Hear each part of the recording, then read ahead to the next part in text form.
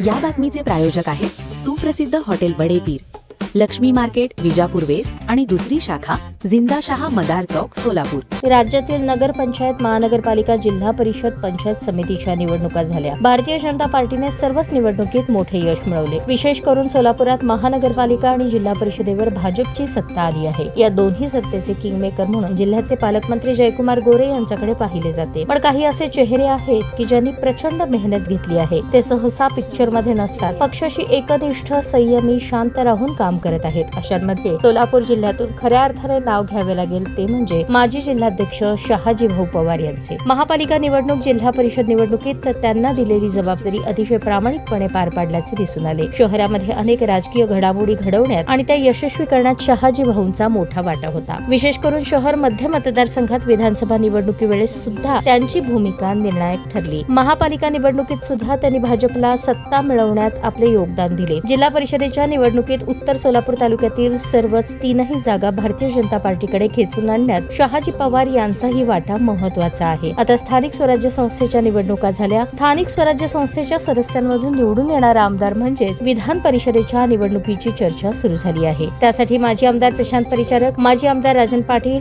माजी आमदार राजेंद्र राऊत, माजी आमदार दिलीप माने यांच्या नावाची चर्चा रंगली आहे। त्यातच शहाजी पवार यांचे सुद्धा नाव येत आहे। तसे पाहायला गेले तर परिचारक, माने, पाटील, राऊत या सर्वांच्या नावापुढे आमदारकी लागली। पक्षाने शहाजी भाऊंचा विचार करावा असे कार्यकर्ते बोलू लागले आहेत। त्याने दिलेले योगदान याचा विचार करून भाऊंना विधान परिषदेत पाहायला आवडेल असेही कार्यकर्ते बोलत आहेत। जिल्ह्याचे पालकमंत्री जयकुमार गोरे यांचा सोलापूर शहरासह जिल्ह्यात दबदबा आहे। सोबतीला आमदार सचिन कल्याण शेट्टी असल्याने तर तोडच नाही, ते देतील तो उमेदवार विधान परिषदेत सुद्धा निवडून येईल ही काळ्या दगडावरची रेष म्हणावी लागेल। शुक्रवारी मार्डी येथील पवार यांच्या शेतात पालकमंत्री जयकुमार गोरे, आमदार सचिन कल्याण शेट्टी, आमदार देवेंद्र कोठे, महापौर विनायक कोंडाल, शहराचे अध्यक्ष रोहिणी तडवळकर, सभागृह नेते नरेंद्र काळे या सर्वांनीच हुरड्याचा आस्वाद घेतला। त्या ठिकाणचे फोटो सोशल मीडियावर व्हायरल झाले आहेत। हे फोटो येणाऱ्या विधान परिषदेच्या निवडणुकीपूर्वी बरेच काही सांगून जात आहेत असे म्हणणे वावगे ठरणार नाही।